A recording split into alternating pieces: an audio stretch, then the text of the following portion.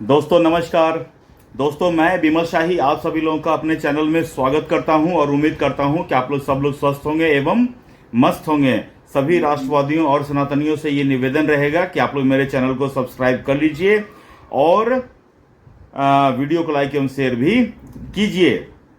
दोस्तों राज्यसभा का चुनाव जब कभी भी होता है तो भारतीय जनता पार्टी इसे लोकसभा जैसा इंटरेस्टिंग बना के रख देती हैं कि सब लोगों को इंतजार रहता है कि इस राज्यसभा का रिजल्ट क्या हुआ।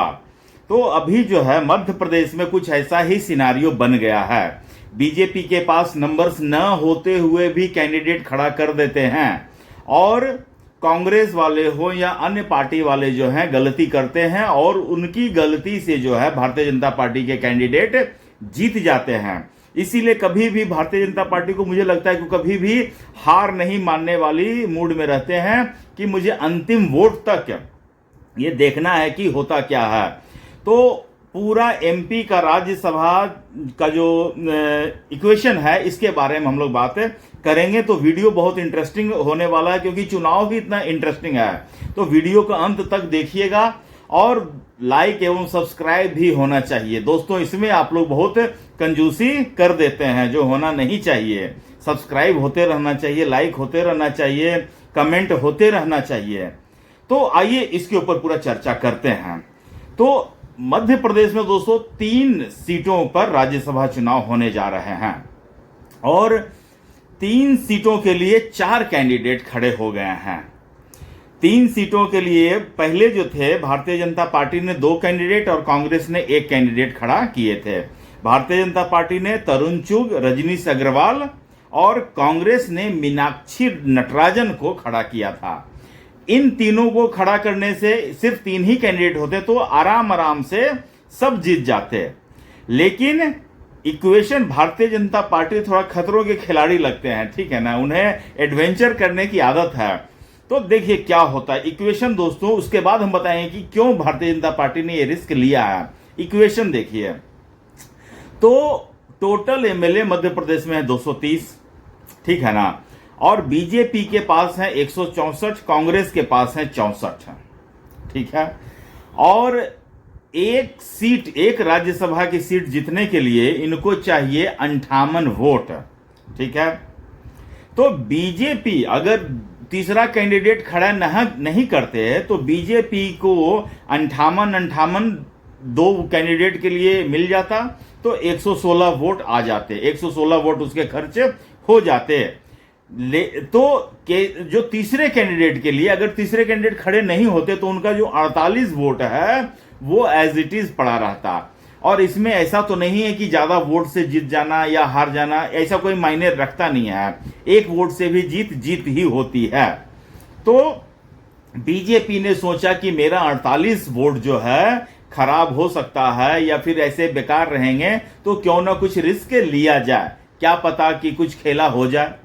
तो ये रहा भारतीय जनता पार्टी का इक्वेशन के 48 वोट और उनको जो है अपने तीसरे कैंडिडेट को जिताने के लिए सिर्फ 10 वोटों का जुगाड़ करना है, ठीक है ना। तो इस तरह से उन्होंने अंतिम समय में तरुण चुग और रजनीश अग्रवाल जो है 2 दिन पहले ही नामांकन कर दिए होते हैं, लेकिन अंतिम दिन में आज जो है, आज नॉमिनेशन का लास्ट डेट है, आज उन्होंने महेश केवट का नाम का घोषणा कर दिया। महेश केवट दोस्तों मछुआरा संघ के अध्यक्ष हैं और वो पहले भारतीय जनता पार्टी में थे, फिर भारतीय जनता पार्टी ने उन्हें बाहर निकाला, फिर भारतीय जनता पार्टी में आए हैं। अब भारतीय जनता पार्टी ने राज्यसभा भेजना चाह रही हैं। तो महेश केवट कोई साधारण आदमी मुझे नहीं लगते, इनके बारे में पूरी हिस्ट्री मुझे नहीं मालूम है, लेकिन ऐसा लग रहे हैं कि भारतीय जनता पार्टी अपने घर वापसी करने वाले कैंडिडेट को अगर राज्यसभा भेज रहे हैं इसका मतलब है कि इस नेता में कुछ ना कुछ दमखम होगा, तो ही भारतीय जनता पार्टी इनके लिए इतना बड़ा रिस्क लेने जा रही हैं। अब देखिए कांग्रेस का कैंडिडेट का क्या है, मीनाक्षी नटराजन। तो मीनाक्षी नटराजन बहुत प्यार से जीतती हुई दिख रही हैं। 58 वोट चाहिए और इनके पास टोटल 64 वोट हैं। अगर सब इनको ईमानदारी से दे देते हैं तो भी इनके पास जो है 6 वोट बच जाएंगे। तो अब बीजेपी क्या सोच रही है? बीजेपी सोच रही है कि कांग्रेस से कुछ अगर क्रॉस वोटिंग हो जाए, कांग्रेस से कुछ क्रॉस वोटिंग हो जाए, कुछ एब्सेंट हो जाए, तो हो सकता है कि महेश केवट की दाल गल सकती है। अब यहीं से पूरा खेल शुरू होता है। जैसा कि बीजेपी करने में माहिर है, अंतिम लास्ट मिनट तक खेला करने में माहिर है। अब जब बीजेपी ने तीसरा कैंडिडेट उतारा है, इसका मतलब मैं जहां तक बीजेपी को जानता हूं, मुझे लगता है कि पूरी की पूरी फील्डिंग सेट हो चुकी है। अब जब तीसरा कैंडिडेट खड़ा हो गया है, तब कांग्रेस अलर्ट मोड पर आई है। अब कांग्रेस अपने सारे एमएलए को तेलंगाना शिफ्ट कर रही है।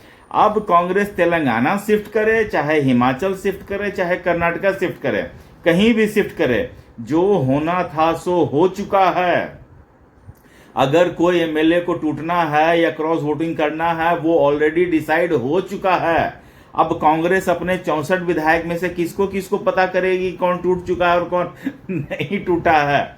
तो कांग्रेस के साथ सबसे बड़ी समस्या यही है कि जब स्टेशन से गाड़ी छूट जाती है, तब वो स्टेशन पे पहुंचते हैं। और बीजेपी का क्या है, स्टेशन आने से 10 मिनट पहले ही प्लेटफॉर्म पर पहुंच जाते हैं, चाय वाय पी के फिट रहते हैं, गाड़ी आती है, बैठ के चले जाते हैं। और कांग्रेस जो है, जब गाड़ी छूट जाती है तब स्टेशन पर पहुंचते हैं। तो मुझे लग रहा है कि एमपी चुनाव में भी, राज्यसभा चुनाव में भी ऐसा ही कुछ होने जा रहा है। और मुझे तो लग रहा है कि बीजेपी ने अपने जितने भी जरूरत वाले सीटें हैं, वोट हैं, जरूरत के सीट मतलब जितने चाहिए उनको एडिशनल, तो ऐसा लग रहा है ना कि कांग्रेस की अगर 8 एमएलए अगर क्रॉस वोटिंग कर देते हैं, तो सेकंड प्रेफरेंस के दम पर जो है महेश केवट जो है जीत सकते हैं। और मुझे लगता है कि कांग्रेस के एमएलए को अपने पक्ष में लाना कोई बहुत बड़ी बात आज के समय में नहीं हो सकता है। और मुझे लगता है कि मोहन यादव जी हो या भारतीय जनता पार्टी के नेतृत्व जो हैं, इस चीज को ऑलरेडी से कर चुके हैं। तभी लास्ट मोमेंट पे उनका नाम का अनाउंस किया गया है। अगर नहीं किए होते तो नहीं करते, ठीक है ना। और मुझे लग रहा है दोस्तों, भारतीय जनता पार्टी जो है 2029 से पहले कुछ बिल को पास कराने के लिए बिल्कुल बेचैन है। इसीलिए वो चाह रही हैं कि लोकसभा में भी उनका 2/3 मेजोरिटी हो जाए और राज्यसभा में भी 2/3 मेजोरिटी हो जाए। अभी भारतीय जनता पार्टी को अपने दम पर मेजोरिटी से सिर्फ 10 सीटें दूर हैं। तो भारतीय जनता पार्टी एन केन प्रकारेण चाह रही है कि अपने दम पर मेजोरिटी और एनडीए के दम पर 2/3 मेजोरिटी हो जाए, ताकि महत्वपूर्ण बिलों को पास करवाया जा सके। जैसे महिला बिल हो गया, डिलिमिटेशन बिल हो गया, 1 नेशन 1 इलेक्शन हो गया, और भी कई बिल हैं जो अभी जैसे कि वर्शिप एक्ट है, वो सब ये सब हटाने का बिल जो है वो पाइपलाइन में है।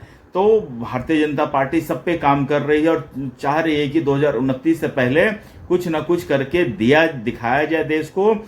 अभी जैसे डिलिमिटेशन बिल जो है अटक गया था, लोकसभा में पास से हो ही नहीं पाया। तो अभी देखिए उसको लोकसभा में पास करवाने के लिए टीएमसी ये सारा खेला हो रहा है, राज्यसभा में भी कुछ खेला होगा। और अभी आप देखते जाइए, जून महीना बहुत इंपॉर्टेंट है, जुलाई महीने में बहुत सारे खेले हो सकते हैं।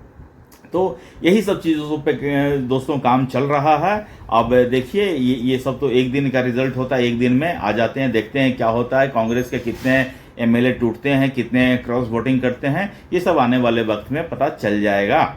तो दोस्तों आप मुझे बताइए कि क्या भारतीय जनता पार्टी क्या बहुत जल्दबाजी में है जो राज्यसभा में अपना बहुमत पूरा करना चाहता है, और क्या इस बार वो जितना चाह रहे हैं उतने सीटें आ जाएंगी क्या?